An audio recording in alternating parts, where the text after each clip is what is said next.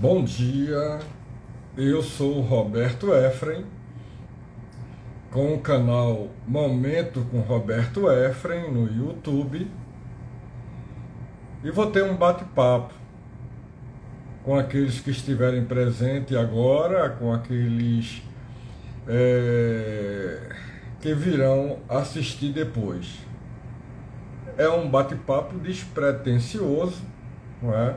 Nada muito bem elaborado, mas coisas que falam ao coração e do coração, sentimentos.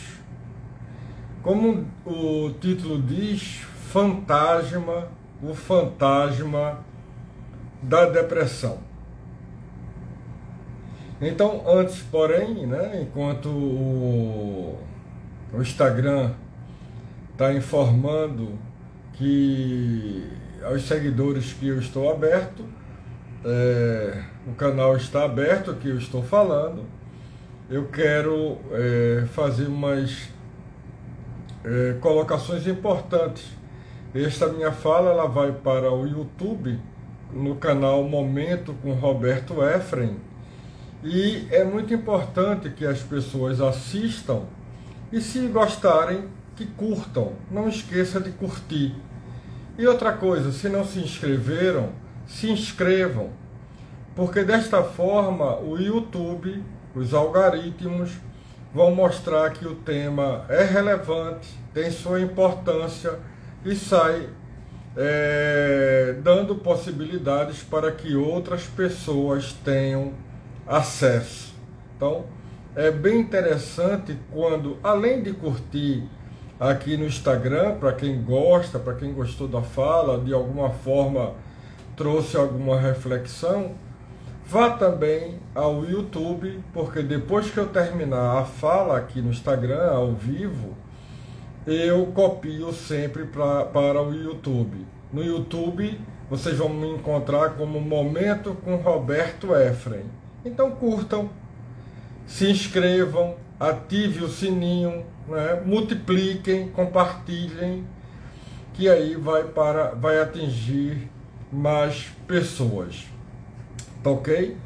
É muito importante. E eu falei uma palavra agora que está, uma colocação agora que está meio proibida, né? Porque nos traz memórias recentes doloridas, mas deixa para lá. Vou procurar não fazer.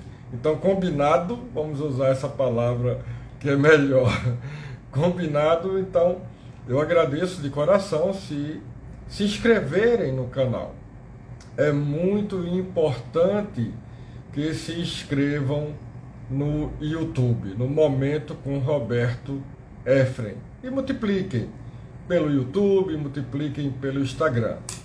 Então, o nosso tema de hoje, e é interessante também, antes que eu me esqueça de falar, que se vocês quiserem comentar, interagir, fiquem muito à vontade.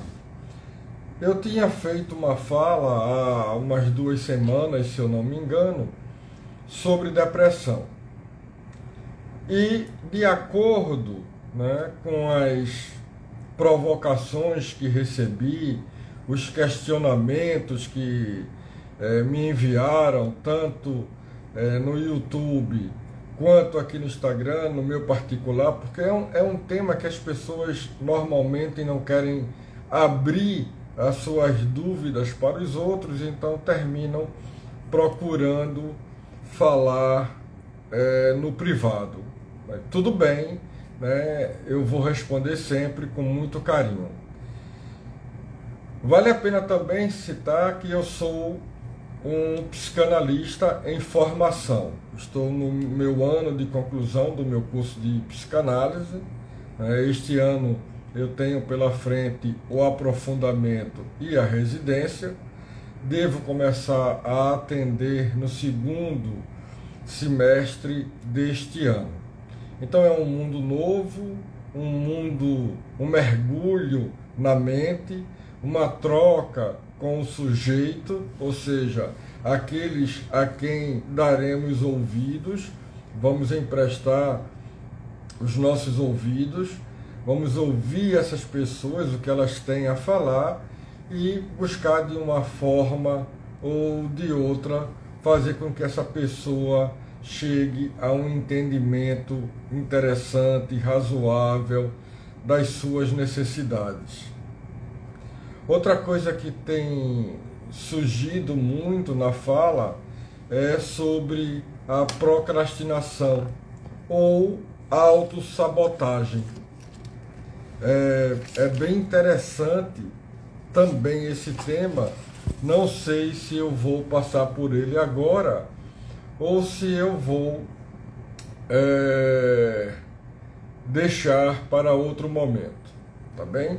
Mas o que me fez chegar hoje foi uma pergunta que me fizeram, não vou citar o nome da pessoa porque não estou autorizado, uma pergunta que me fizeram sobre a depressão e, na verdade, eu tive algumas colocações, mas uma me chamou a atenção.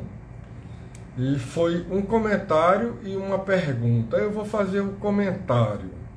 A pergunta eu prefiro não fazer. Ou então a colocarei durante a fala, mas para que não deixe a pessoa que me fez a pergunta no privado sentida com isso. Então a questão foi: Roberto, a depressão para mim parece um fantasma. Do nada, de repente, ela chega sorrateiramente. Normalmente chega pela manhã. Hoje eu já consigo de alguma forma controlar esse sentimento depressivo. Porém, dizia a pessoa para mim na minha caixa: Jordi, coisa boa tê-lo aqui comigo. Um grande abraço para você. E aí dizia a pessoa que de repente, ao abrir os olhos de manhã, começava a receber informações confusas vindas da sua mente e tudo se ampliava de uma forma negativa. Coisas de um passado lá atrás surgia incomodando, como eu deveria ter feito isso ou aquilo, eu sou o culpado. É interessante perceber que a condição de depressão traz muita culpa, joga culpa nas pessoas, né?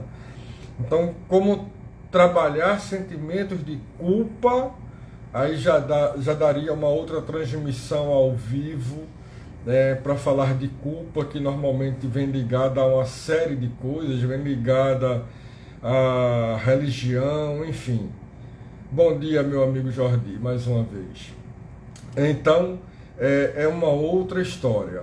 Mas o que me falava essa pessoa é como se de repente tudo em mim mudasse no corpo, eu ficasse inquieto ou inquieta. Não quero revelar aqui o gênero da pessoa que falou. E eu me sinto mal, é um mal-estar que eu não consigo controlar. Bem, eu aprendi com o meu analista há alguns anos que ao acordar, ao abrir os olhos, ao fazer o meu movimento de alongamento ainda na cama, respirar, eu devo me levantar.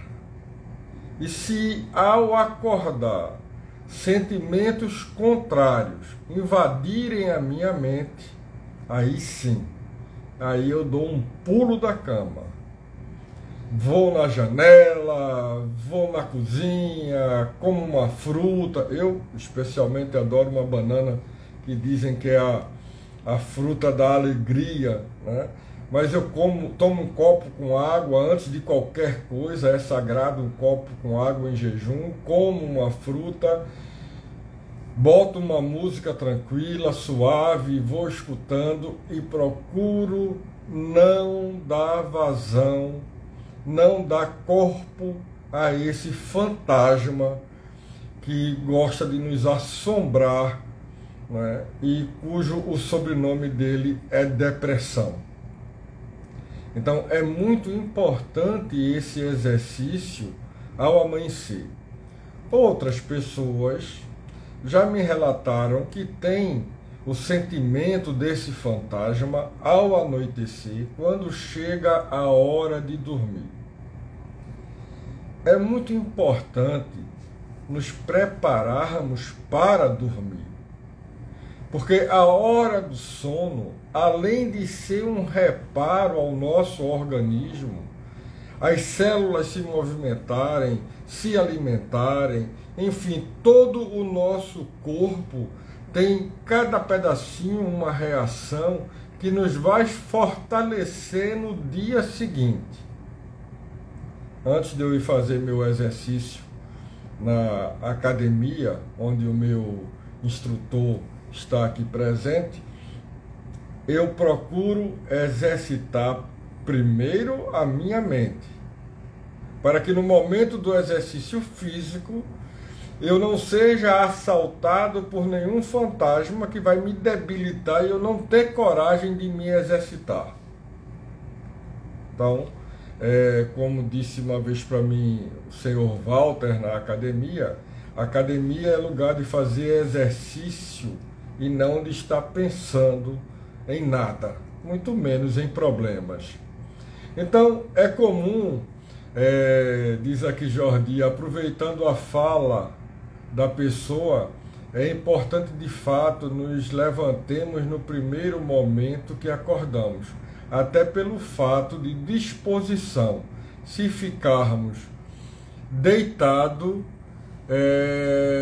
na famosa soneca, isso só vai nos gerar mais cansaço no decorrer do dia. Exatamente, Jordi, muito obrigado pela colocação. É aquela coisa, ainda tem um pouquinho de soninho, vou dar mais um cochilinho. Não, você já acordou, você já dormiu o necessário. Se os olhos abriram, porque é hora de levantar, respira fundo, levanta. Muito obrigado, Jordi. Então são situações necessárias, importantes, para que possamos afastar o fantasma da depressão. E aí a pergunta seguinte vem: Roberto, por que esse fantasma, nos persegue? Coloca aqui, corrigindo o Jordi, nos, né? Por que esse fantasma nos persegue? Por que outras pessoas não têm isso? Bem, nós não sabemos o que as outras pessoas têm ou não têm.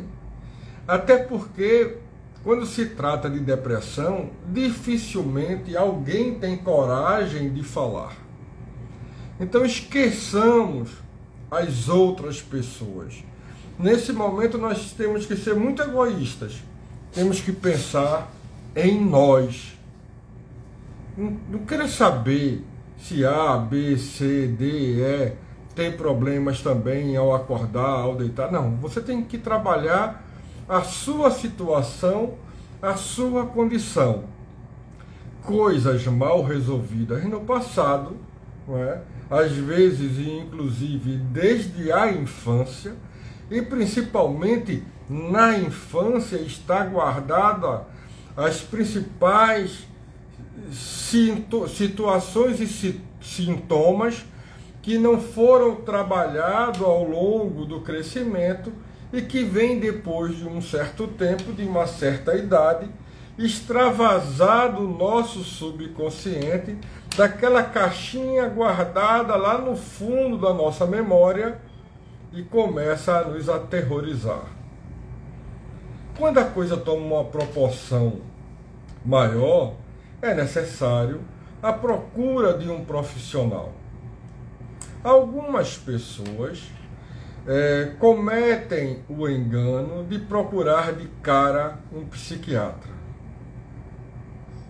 É necessário um psicanalista, um psicólogo, um profissional dessa área, que ao longo do tratamento ele vai saber se é necessário indicar é necessário indicar um psiquiatra ou não, porque aí depende da situação, se aquela questão já invadiu o corpo psicossomático, já invadiu o meu organismo físico.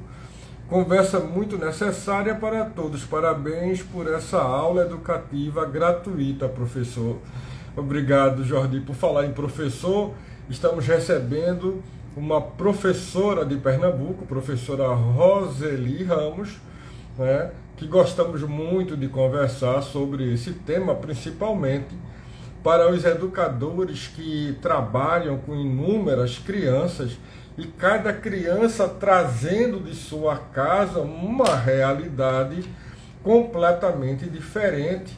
E imagina uma questão de várias famílias reunidas numa sala de aula, representada por aquele aluno, despejando ali a sua condição social. Aí a gente já passa de um fantasma individual para uma coletividade de fantasmas que encontra corpos energizados para despejar numa sala de aula as suas angústias. Aí já é outra história, aí já seria outra transmissão ao vivo.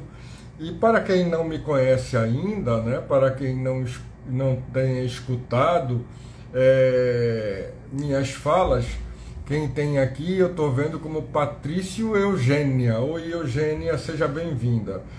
Eu gosto de chamar de transmissão ao vivo e não a palavra em inglês, embora a literatura inglesa esteja tão arraigada à nossa vida, né? Então eu prefiro chamar de transmissão ao vivo e não de live. Então, como eu estava falando antes, aqueles que chegaram agora podem voltar depois ao início da conversa, onde eu me apresentei como psicanalista em formação. Esse ano eu estou concluindo o meu curso, estou fazendo o aprofundamento e a residência. Provavelmente no segundo semestre deste ano já estarei apto, em condições a atender aqueles que me procurarem.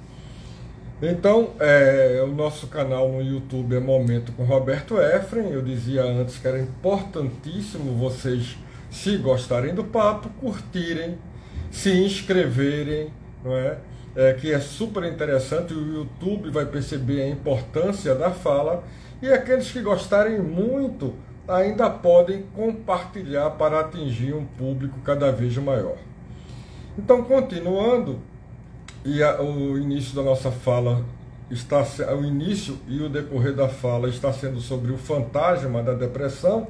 O nosso professor de educação física, Jordi, estava dando a sua contribuição, falando que é realmente necessário, ao despertar, levantar, não ficar enrolando na cama. Claro, principalmente no final de semana, a gente sempre tem a chamada preguicinha a mais e empurra o lençol para cá, joga o travesseiro para o lado e faz todo um exercício antes de levantar. Numa condição normal não tem problema nenhum, né? Aquela preguicinha da manhã, principalmente no final de semana, para quem não trabalha no final de semana. Mas, Erivaldo, seja bem-vindo. Mas no decorrer do dia a dia, da semana, onde temos um monte de compromissos, ao despertar, né, antes que o fantasma da depressão invada a nossa mente, invada a nossa cabecinha, vamos dar um pulo da cama, tomar um bom copo com água em jejum, comer uma fruta, esticar os braços, fazer um alongamento e já começar a perceber os sinais de vida, de trabalho no sentido de começar a permitir a organização, o funcionamento de nossas atividades, do nosso corpo, apurar o ouvido, a respiração, né? O gargarejo para poder hidratar as cordas vocais. Eu prefiro tomar água natural ao despertar. E dessa forma vamos afastando o fantasma da depressão. Aqueles sentimentos ruins, aquela lembrança, mas quando eu era pequeno aconteceu isso, mas o meu pai falou aquilo, e não é isso, e por que eu não tive coragem na hora de comentar, de dizer por que o senhor está falando assim, por que o senhor está me tratando dessa forma. Mas percebamos, nessa situação nós éramos crianças, ou nós éramos adolescentes, falando com falo maior. Não se espantem quando eu falo maior, porque na nossa linguagem, na linguagem de Freud, é aquela pessoa que está no comando, no início do comando da nossa vida. Após a grande mamadeira, que é a nossa mãe quando somos bebês, né? Que antes de perceber a mãe na condição de um ser, nós percebemos a mãe na condição de saciar o nosso principal desejo, que é a fome. E os lábios a tocar no peito e ao escorrer o leite em nossa boca, nós nos saciamos de um desejo, de um prazer enorme. Então a mãe nesse início é uma grande mamadeira. Depois que os meses, 1 ano, 2 anos vai passando, aí entra o dono da casa. Ou seja, esse dono da casa não quer dizer que seja a figura masculina, não. O dono da casa pode ser a figura masculina, a dona da casa. Vai entrar aquela pessoa que vai dizer: ei cara, ei neném, tu chegou agora, mas essa casa tem ordem, né? Então nós vamos começando a perceber: epa, eu não sou o dono ou a dona da minha mãe. Epa, a minha mãe não é só um peito que eu vou sugar o mamilo e escorrer na minha boca o meu alimento que vai saciar a minha primeira necessidade, que é a fome. Aí começamos a descobrir que existe ali uma pessoa, uma mulher, que é a mãe, ou que é a cuidadora. Às vezes não é mais a mãe biológica por um motivo ou outro, que não vamos entrar neste tema agora, mas é um braço que acolhe, que ampara, que acalanta, que canta, uma voz que nós escutamos. E aí chega um outro ou uma outra e diz: ei, Sua Majestade o bebê, aqui tem uma ordem.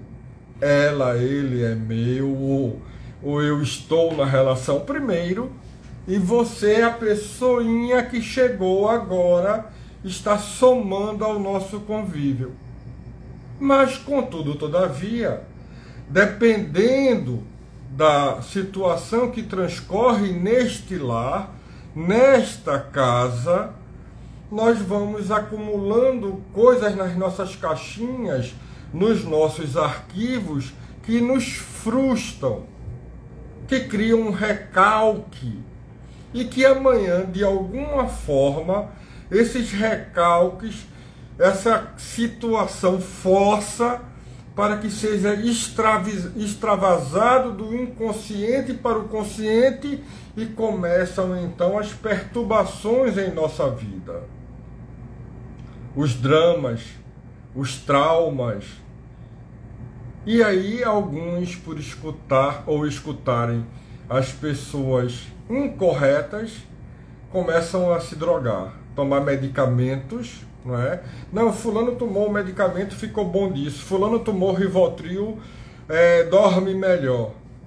Quando, na verdade, o ideal é procurar um profissional da área. Esse psicanalista, este psicólogo, identificando a sua situação, vai dizer se você procura ou não de um medicamento. Aí já iria encaminhar você também para um psiquiatra. Aí já é uma outra situação. Mas quando a conversa pode ser resolvida a nível de clínica, de conversa, o psicanalista vai fazer com que você mergulhe nas suas caixinhas e comece a rever, dialogar com situações que antes você recalcou, que antes você escondeu, que antes que você não tinha condições de falar, de interrogar seu pai, de interrogar sua mãe. Como, por exemplo, uma pessoa me disse que escutou o pai falar: esse menino está ficando doido. Mas ele era muito jovem. E aí não teve condições de perguntar ao pai: pai, por que eu estou ficando doido? Provavelmente esse pai não teria condições de explicar, ou dizia: menino, deixa de besteira, deixa de doidice, vai-te embora para lá. Ou se fosse um pai que tivesse sensibilidade, conhecimento, iria explicar.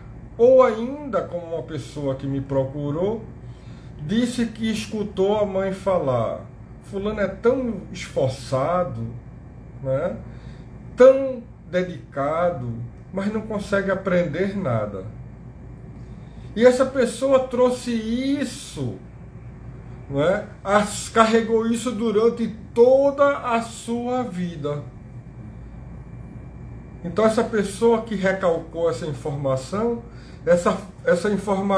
explodia dizendo: eu não consigo aprender nada. Então era um aluno ou aluna que, mais que se esforçasse, não conseguia chegar no final, porque tinha medo de fazer a prova, porque estava lá a fala da sua mãe: fulano é esforçado, mas não consegue aprender nada. Então essa pessoa desenvolvia uma atividade profissional, realizava seu trabalho, mas na hora de mostrar o que tinha feito, se auto-sabotava, não mostrava aos colegas, não mostrava aos seus superiores, porque guardado lá na sua caixinha, ecoava a fala da mãe: fulano é esforçado, mas não consegue aprender nada. Então vejamos quantas coisas nós carregamos lá dentro, guardado em nossas caixinhas, em nossos arquivos, que é necessário, com uma ajuda profissional, fazer uma limpeza nessa caixa, falar sobre o tema e descobrir que não era bem assim. Qual a compreensão que sua mãe tinha? Às vezes era simplesmente uma forma dela entender que não representava a verdade de uma situação, porém era daquela forma que ela aprendeu. Às vezes estava repetindo uma fala que já ouviu, até da sua própria mãe. Então, da mãe passa para o neto, para o filho. E a história vai se repetindo. Como eu contei aqui uma vez, a professora Roseli estava na fala, e a filha dela ouvia a história e disse: mãe, nunca mais vou fazer isso. E quando uma garota foi perguntar: mãe, por que toda vez que bota uma salsicha na frigideira tem que cortar as duas extremidades? Qual é o sentido disso? Veja, já era a tataraneta. Aí ela disse: a minha avó, que aprendeu com a mãe dela, que era assim. E por que foi? Então, depois que foram feitas as consultas, era o seguinte: minha filha, eu sempre fui uma pessoa muito pobre, e como eu tinha uma frigideira pequena, para a salsicha, a linguiça caber dentro da frigideira, eu tinha que cortar as duas extremidades para não ficar sobrando na borda da frigideira. Só que isso foi passado de mãe para filha, para filha, para filha. Então, às vezes, a nossa mãe, o nosso pai, diz algo que fica guardado em nossos arquivos mentais e que depois de algum tempo isso estoura e a gente fica triste, depressivo e não sabe o porquê. Aí nós procrastinamos, nos auto-sabotamos, não temos condições de levar à frente os nossos projetos, os nossos planos, porque lá atrás ouvimos que fulano é esforçado, mas não consegue aprender nada.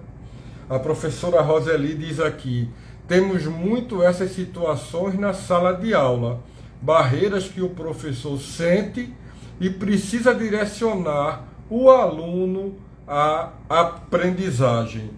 Exatamente, professora. Vocês lidam com essas vidas pulsantes, não é? Com esse poder vital que sai de suas famílias. Imagino eu, não sei agora quantos, mas 30, 35, 40 alunos numa sala representando uma família, pai, mãe, irmãos, cada um com sua condição particular, levando para um social, né? E o que cada um traz e que situações vocês, como educadores, encontram para lidar. E aí, uma educadora falava comigo e dizia: Roberto Efraim, toda a instituição de educação deveria fornecer para o seu corpo de professores profissionais para que nos escutem, psicanalistas, psicólogos, para que possamos levar para eles as nossas dores, porque são muitos os professores que adoecem em sala de aula, porque às vezes se sentem incapacitadas para lidar com determinadas situações. Antônio, seja muito bem-vindo. Então, realmente é necessário que não seja simplesmente um ônus daquele professor que no Brasil, tristemente, são muito mal remunerados em todas as esferas. Espero agora que com o nosso novo gestor, nosso novo presidente, que já se mostrou em seus 2 mandatos interessado a trabalhar pela educação, pela saúde, pelo poder do trabalhador, pela inclusão social. Espero que melhore a situação dos professores, enfermeiros, enfermeiras, médicas, professoras, enfim. Então, pessoas, eu não vou me alongar muito mais, porque senão essa transmissão vai ficar muito longa. Eu quero pedir a vocês que procurem também, se gostaram, curtam aqui no Instagram, que procurem o nosso canal, o meu canal no YouTube, Momento com Roberto Efraim, que curtam se gostaram, que se inscrevam, ativem o sininho e, se quiserem, multipliquem. Vocês não vão pagar nada por isso, tá? É simplesmente para o YouTube perceber a importância dessa fala, para que este papo possa chegar até outras pessoas. E fiquem à vontade para fazer perguntas. Se não sentirem-se à vontade para perguntar no aberto do YouTube ou no Instagram, vá na minha caixa privada que nós vamos interagindo, vamos conversando, tá? E, importante, vamos afastando esse fantasma da depressão de nossas vidas, com muito diálogo, com a fala com a pessoa correta, a pessoa certa. Não é só falar com aquele amigo particular, porque aquele amigo particular às vezes tem seus fantasmas e não quer dizer que tem seus fantasmas, então fica um alimentando o outro. O ideal é procurar um profissional da área que vai poder conversar, fazer com que você acesse os seus arquivos, aquilo que está recalcado em sua mente, tratando, dialogando, e vamos aí vencendo passo a passo as nossas dificuldades e exorcizando os nossos fantasmas. Um beijo no coração de todas, de todos e de todes. Um abraço e até a próxima fala. Foi um prazer enorme recebê-los aqui ao vivo, tá? Quem chegou depois, voltem ao áudio, escute, vai ficar gravado no Instagram, daqui a pouco vou botar no YouTube também, e se der, bota no Facebook. Um beijo no coração e um abraço.